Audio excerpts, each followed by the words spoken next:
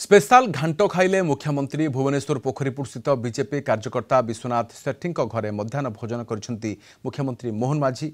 मध्याह्न भोजन में पखाल भात, छतु बेसर, आलू बैगण भर्ता, भेंडी भजा, साग भजा, दही बैगण, सालाड, पोटल कुर्मा, बड़ी चूरा एवं द्वितीय ओषा उपलक्षे स्पेशल घांट मुख्यमंत्री खाइछंती।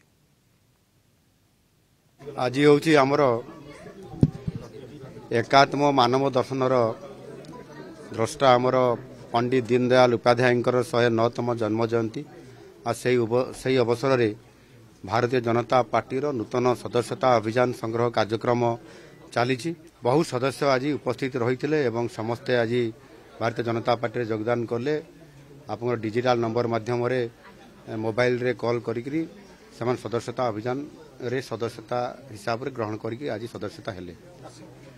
आउ एठी ये पोखरीपुटरे एठी एक आमर ये दलित बस्ती रे परिवार भोजन कार्यक्रम भी गोटे रखा होता से आमर रश्मिता आमर सेठी जे कि एठी कॉर्पोरेटर हिसाब रे प्रार्थनी होते लड़ी कार्यकर्ता भाई मानकर भौणी मानकर घर को आसवा एवं तांकर सहित सुसंपर्क प्रतिष्ठा करवा ये भारतीय जनता पार्टी सांगठनिक गोटे ढांचा भितर अच्छी।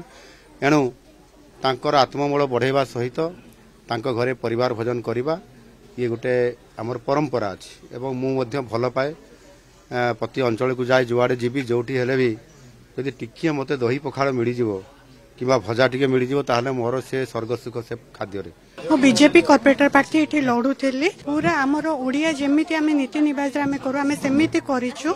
बहुत खुशी और आनंद आज आमर बहुत बड़ सौभाग्य आम पोखरपुट अंचलवासी मो परिवार समस्त बहुत आशीर्वाद।